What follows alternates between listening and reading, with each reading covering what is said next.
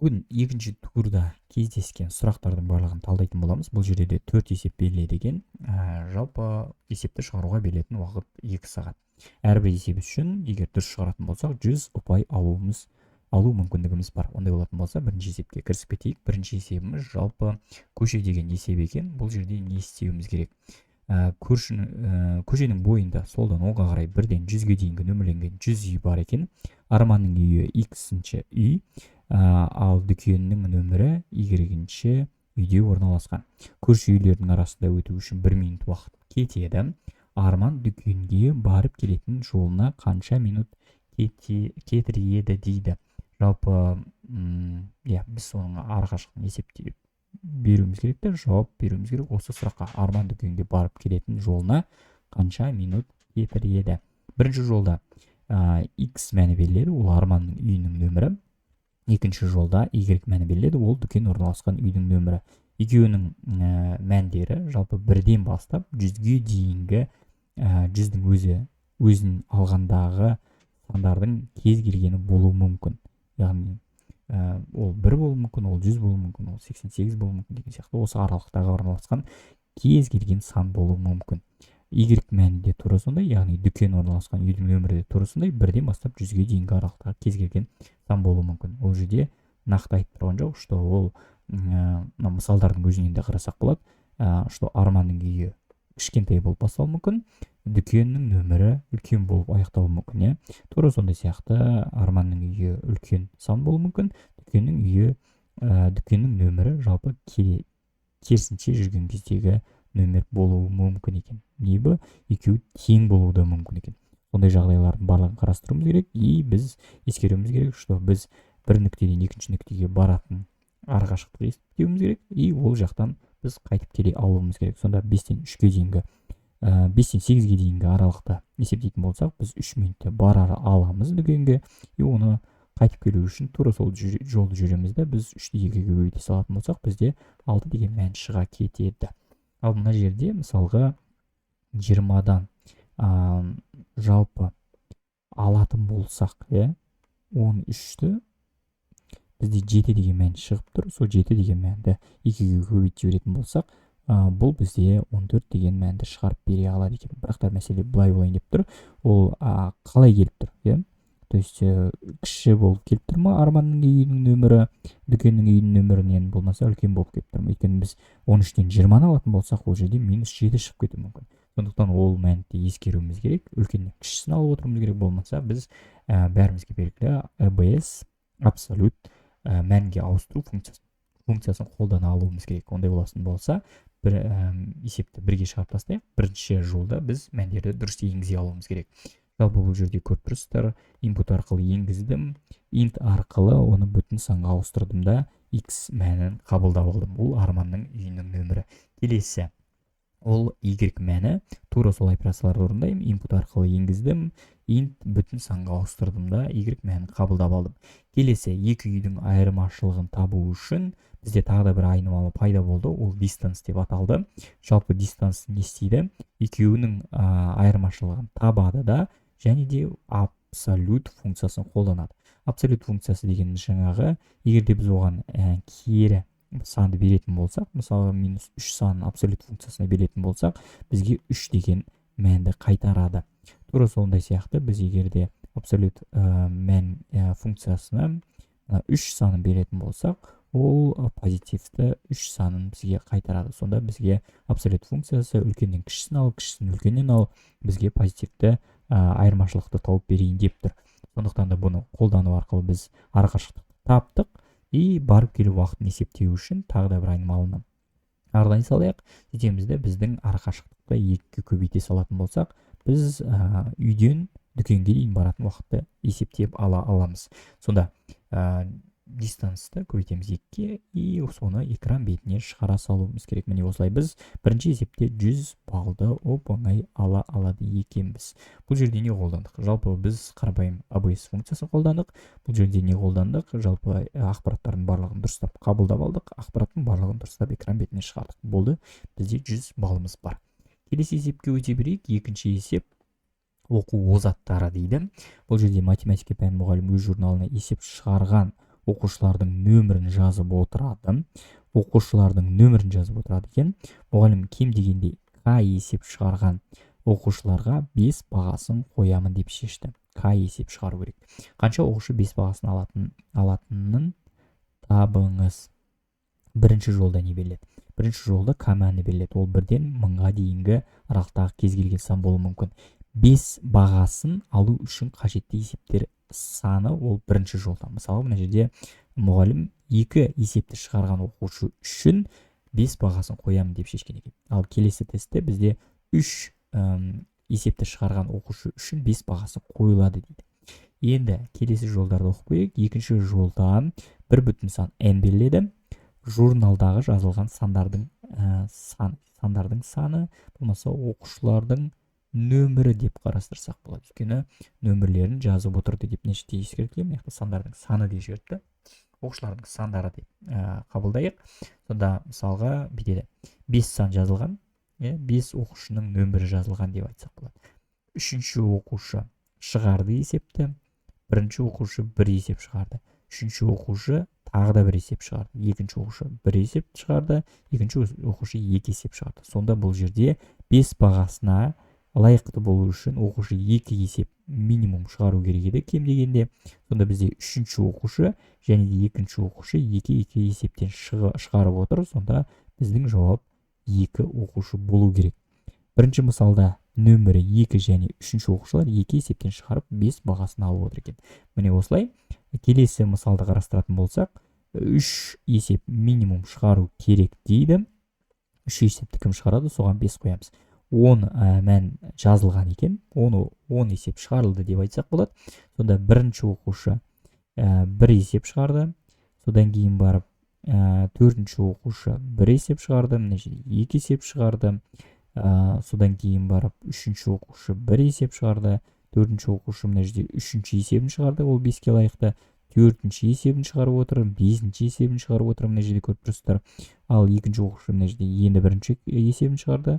Бірінші оқушымыз бізде екінші есебін шығарды. Мына жерде ол 1 есеп шығарған етін.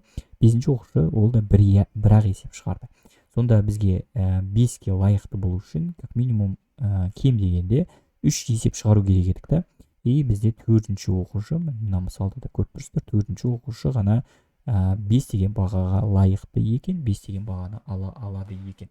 Сонда біз жалпы мына К-ны есте сақтап отыра, біз әрбір санның қанша екенін санап шықсақ болады. И сол санымыз мынау К-дан асатын болса, біз оны бір айнымалыға сақтап отырсақ болады.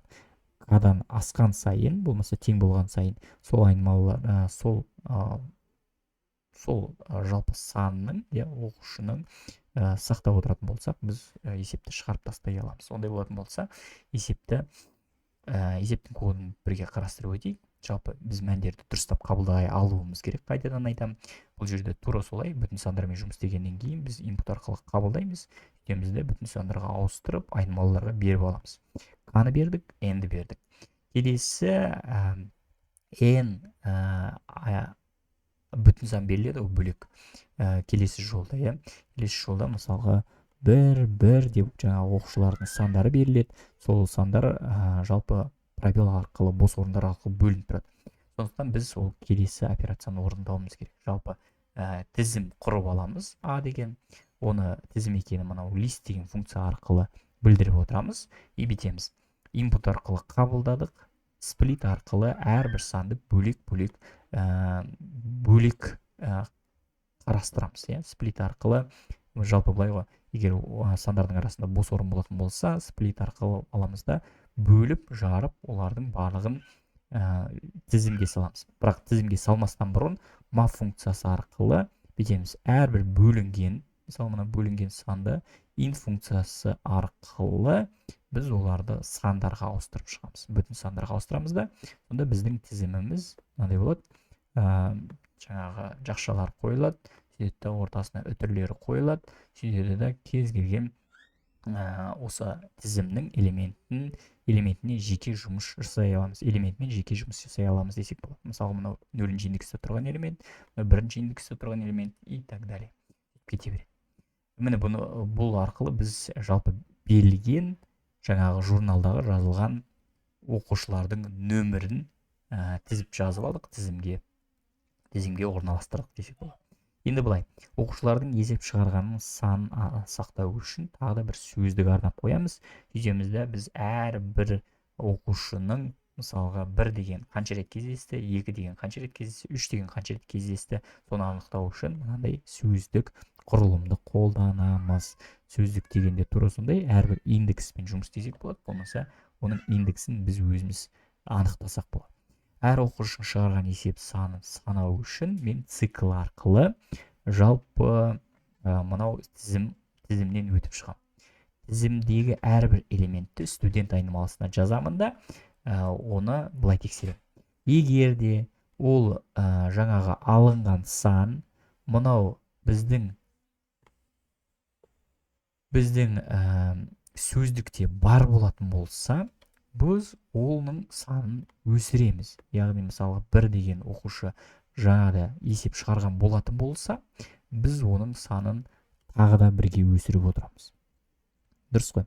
То есть мына жерде кездескен кезде, мысалға ол мынаяқта 1 болады, бірінші рет кездескен кезде, ал егер ол тағы да 1 рет кездесетін болса, мен оған 1-ді қосамын да, мына жерде 2 рет кездесті деп оның санын санап отырамын. Ал егер ондай мынандай сан біздің сөздікте жоқ болатын болса, оны біз істейміз, оны құрамыз, ондай санды құрамыз біздің сөздіктің ішінде, сөйтемізді оның мәнін 1 деп қойамыз.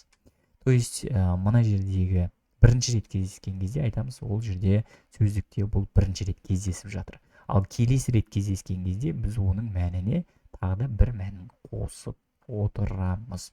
Міне осылай біз есептеулердің барлығын жүргізе аламыз, бірақ та тағы да бір if қосу керек болып тұр. Өйткені біз тексере алуымыз керек. Бұл k мәніне жетіп тұр ма? Жетіп тұрған жоқ па, кем дегенде k есеп шығарған оқушыларды санау үшін менде тағы да бір айнымалы бар, ол result.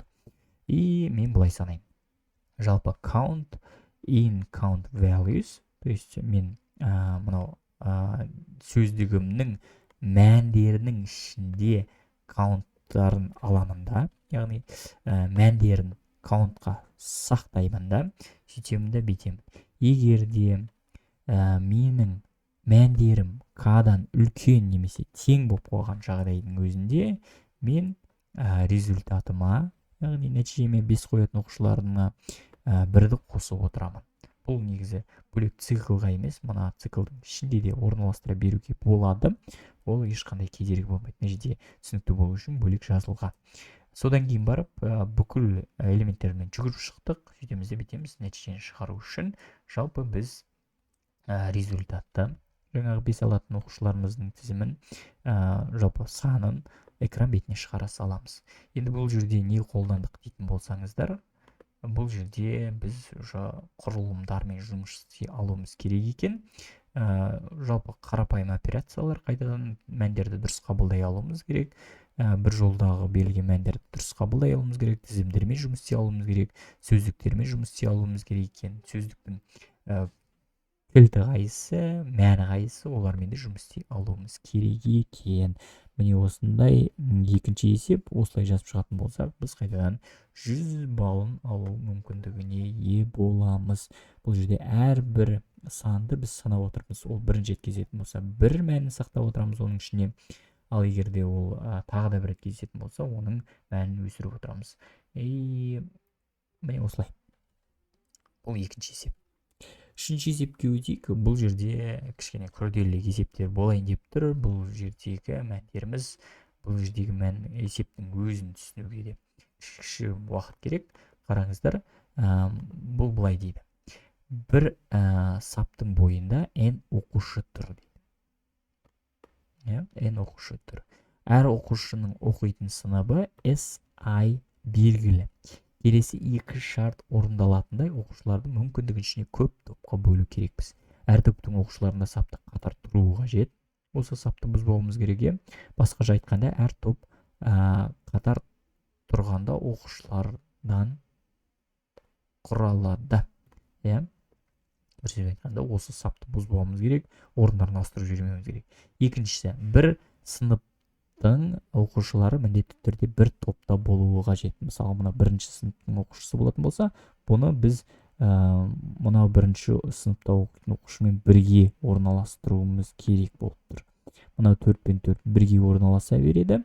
5 пен міндетті түрде мынау 5 оқитын оқушы бір топта болу керек, сондықтан оның ортасындағы оқушыда амал жоқ, жаңа сапты бұзбау үшін осы топқа кіріп кетеді. Біздің міндетіміз не? Ең көп неше топ құруға болады, осы екі қағидатты сақтай отырып. Бірінші мысал түсінікті, ал екінші мысалды қарастыру өтейік. Бірінші ең көп жалпы топ құра алу үшін бірінші оқушыны өзін бір топ қылып қарастырамыз, екінші оқушыны тағы да бір топ қылып қарастырсақ болады екен. Бұны көріп тұрсыздар, мына мысалда да үшінші сыныпта оқитын оқушыларды бір топқа қарастырсақ болады, төртінші тұрған оқушыны бір бөлек қарастырсақ болады, бесінші сыныптағы оқушыларды бірге бір топ ретінде қарастырсақ болады. Сонда біздің жауап максималды түрде 5 деген топ құрсақ болады екен.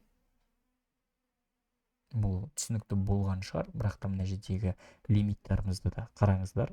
N-іміз бірінші берілетін сан, бұл бірден бастап оның 5-ші дәрежесіне дейін әртүрлі сандар берілуі мүмкін.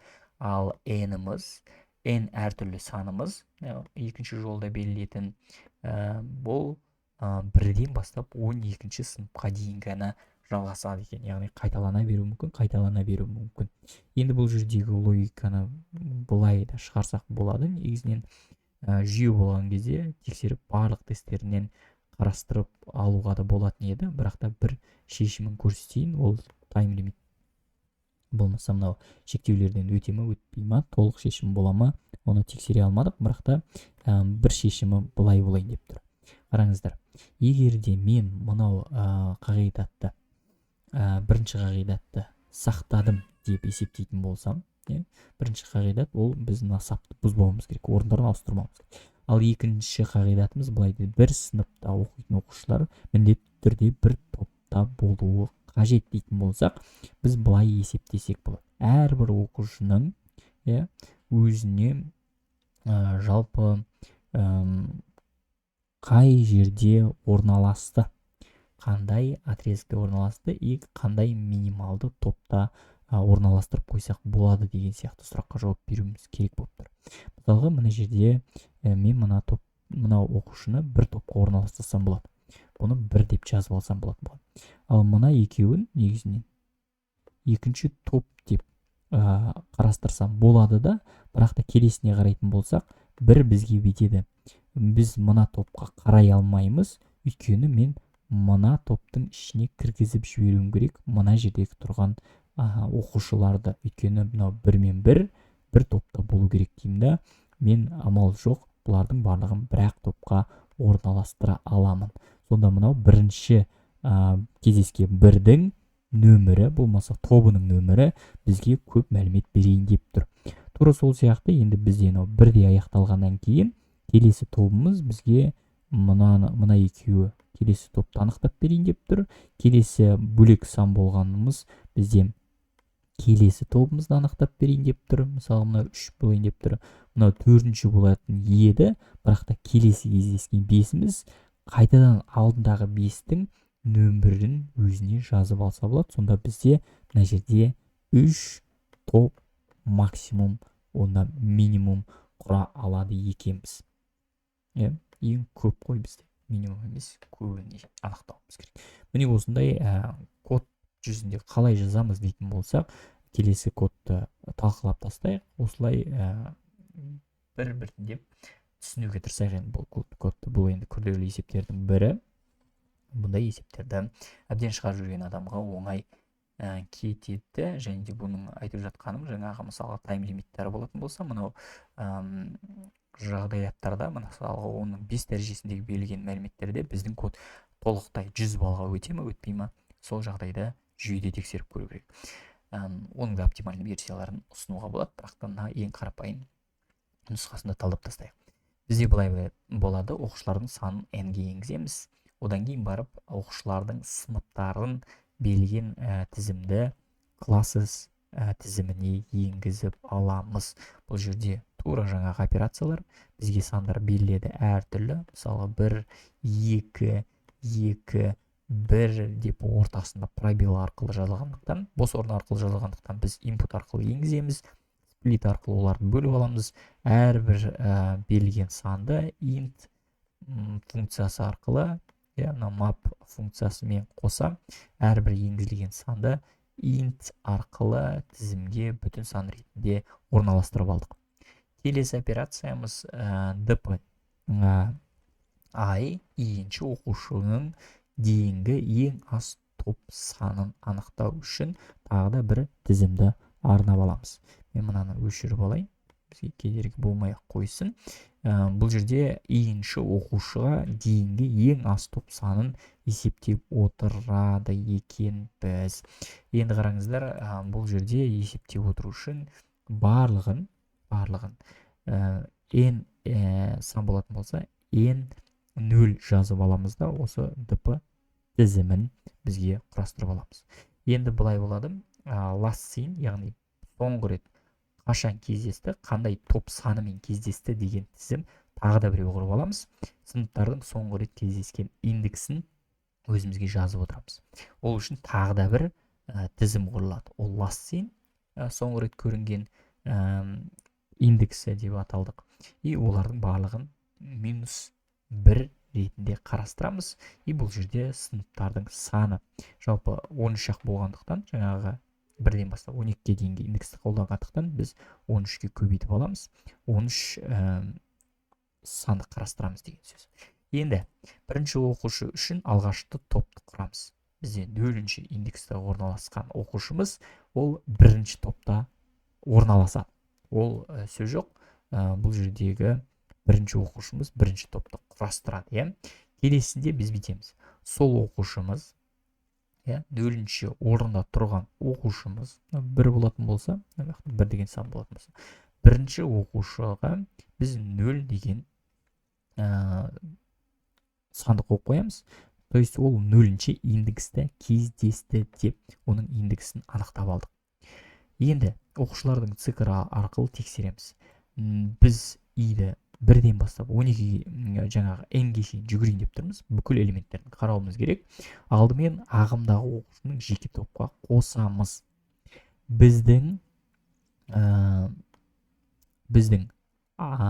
dp i-іміз былай болады. Алдында біз dp-ді бірінші топ ретінде қарастырдық.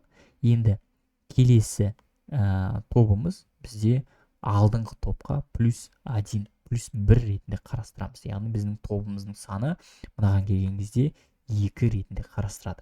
Егер осы сыныптың оқушылары бұрын кездессе, оларды бірге топтастыра аламыз. Яғни біздің оқушымыз уже кездесіп қоятын болса, оның алдында біз ол -1 емес, басында -1 мен толтырып алғанбыз, ол кездескен жоқ деп айттық. Егер де ол кездесіп қалған болатын болса, вдруг ол оқушы уже мына жерде кездесті, 1 деген оқушы мына жерде де кездесіп қалатын болса, біз оны не істейміз?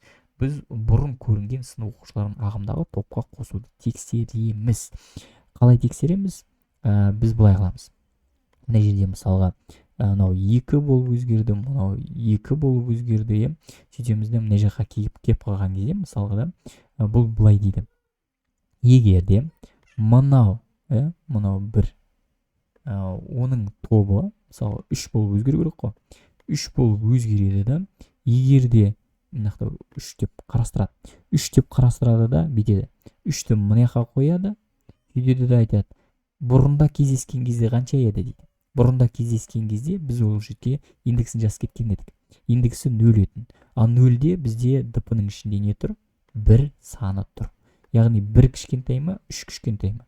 1 кішкентай болғандықтан біз бұл dp-ға, яғни мынаның орнына біз бұл жерге де 1 санын жазамыз.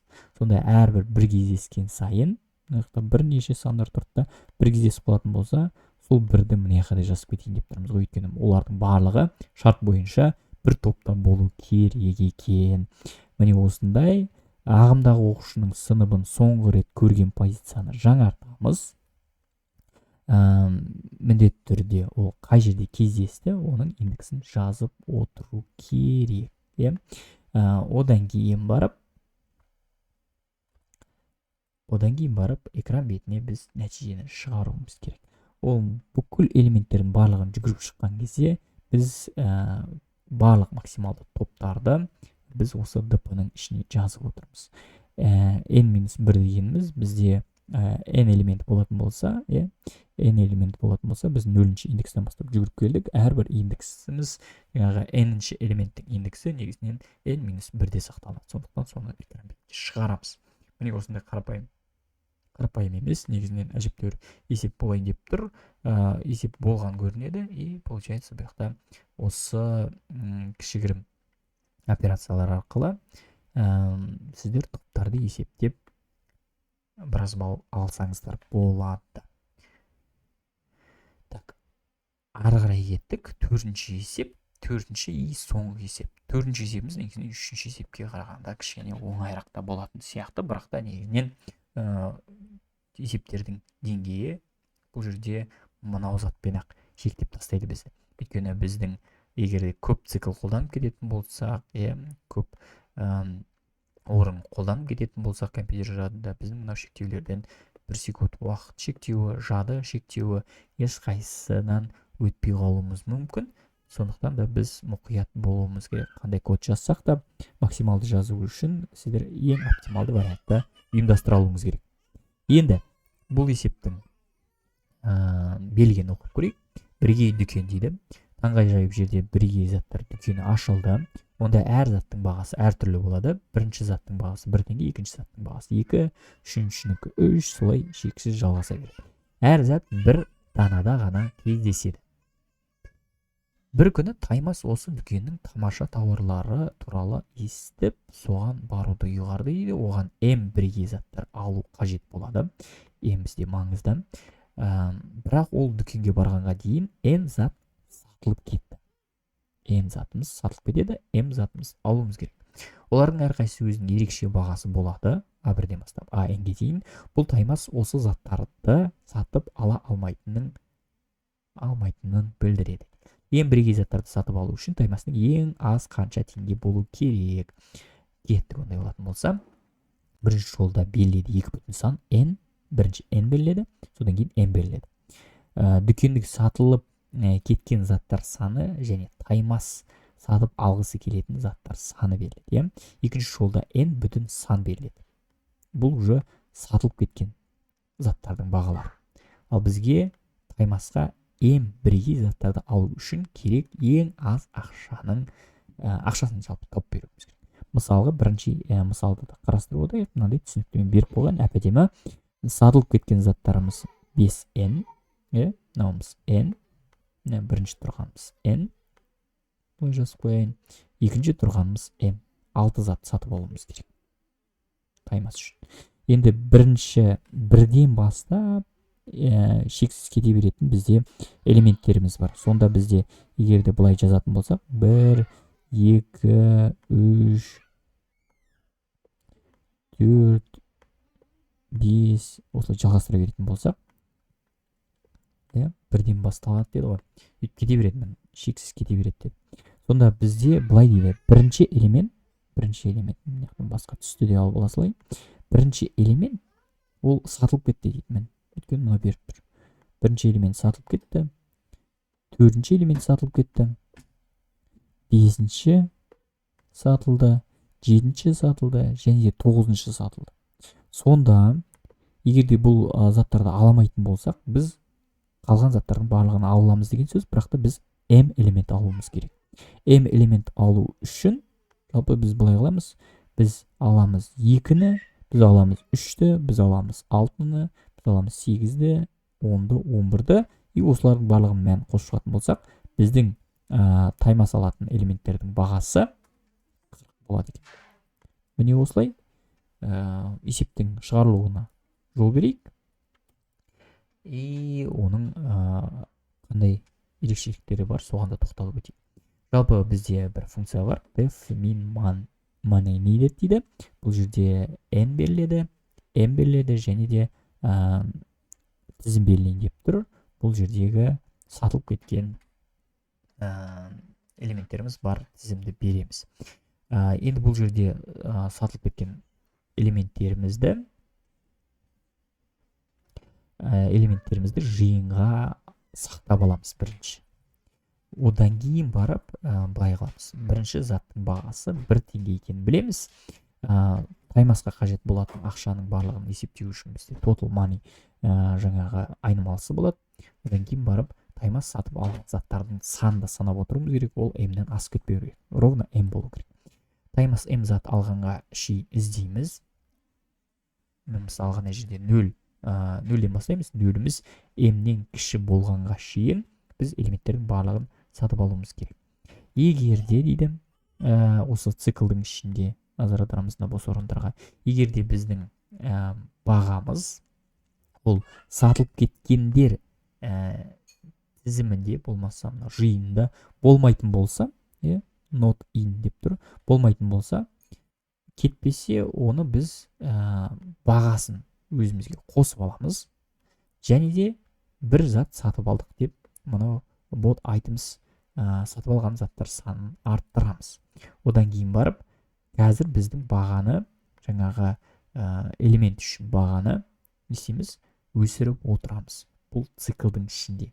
Ал мына жерде, мысалға, егерде бір саны мынаның ішінде болып қалатын болса, сатылып кеткендердің элементтердің арасында болып қалатын болса, біз мынаның ішіне кірмейміз да, келесі элементке өсіре береміз, келесі бағаға көшеміз. Ең соңында бұл функция жалпы біздің есептелген мәндерді бағасын шығарып бере салады. Енгізу деректерді оқимыз. Енді бұл үстінде тұрған функция болғандықтан бұл функцияны шақыруымыз керек, онымен жұмыс істей алуымыз керек. Жалпы n мен m-ді бір жолда енгіздік, жаңағындай input арқылы енгізіп аламыз да, сплитпен бөлдік, map пен integer бүтін сандарға ауыстырып аламыз да, екеуіне екі сан бере саламыз. Сөйтемізді келесі жолда біз жаңағы сатылған элементтерді листқа қабылдап аламыз, тізімге қабылдап аламыз. Қайтадан енгіздік, сплит арқылы, бос орындар арқылы сандарды бөліп тастадық. Сөйттік та оны не істедік? Map арқылы әрбір элементті integer бүтін сандарға ауыстырып алдық, тізімге ауыстырдық. Шешімді шығару үшін print min money needed, то есть мына функцияны атын шақырдық та m-нің мәнін бердік, m-нің мәнін бердік, и мына жерге тізімнің өзін бердік. Болды. Басқа ештеңе емес. Мына жерде тізім ретінде де жұмыс істей берсек болатын еді, бірақ та мына жерде not in деген операцияларды жаңағы тізімге қолданғандықтан осындай тізімге ауыстырып алу ыңғайлы болып тұрды мына жерде. Міне осылай біз мына жерде максимальный балл алмасақ та, бұл есеп үшін бір 50 балдай алу мүмкіндігіміз бар шығар деп ойлаймын, егер шектеулерін қарайтын болсақ. Мен алдымдағы есеп берілген шектеулеріне қарап өтейін. Мысалы, мына тесттерді көріп тұрсыздар, 10 тест беріледі. Әрбір тест ұпайымыз 10-ға тең дейді. Бірінші екінші тестіміз 20 ұпай болатын болса, бұл мына жақтағы берілген сандар, бұл есептерден оп-оңай өтеді біздің тест. Келесі 5 пен 6, 7-ге келгенде де қиналып қалуы мүмкін, ал 9 пен 10-ның есептеріне өтпей қалуы мүмкін біздің алгоритм. Сондықтан да бұл жерде жүйеге кіріп, жүйеден тексеріп көргеніміз дұрыс. И ол жерге біздің кодты жіберген кезде қанша нақты алатынымыз белгілі болады. Міне осылай біз ауыл олимпиадасы информатика пәні 2 турдың есептердің барлығын талдап тастадық. Көріп отырғанымыздай, бұл жерде артық ештеңе жоқ. ABS функциясы болды. Қарапайым енгізулеріміз, біздің құрылымдарды қолдана алуымыз, сортировканы қолдана алуымыз, мына жердегі map функциясы арқылы сандарды қабылдай алуымыз, сонымен қатар жаңағы сөздіктерді қолдана алуымыз, жиындарды қолдана алуымыз, барлығын қарапайым деңгейде білуіміз керек екен, и жалпы біз осындай есептерді шығара алуымыз керек екен. Соның арқасында біз нәтижеге жете аламыз. Сіздермен бірге болған Әкім Аңсар Бүркітбекұлы. Егер де бұндай талдаулар ұнаса, міндетті түрде комментарийға өз пікірлеріңізді жаза кетіңіздер, кері байланыстарыңызды күтемін. Жақсы, келесі видеоларда жолыққанша.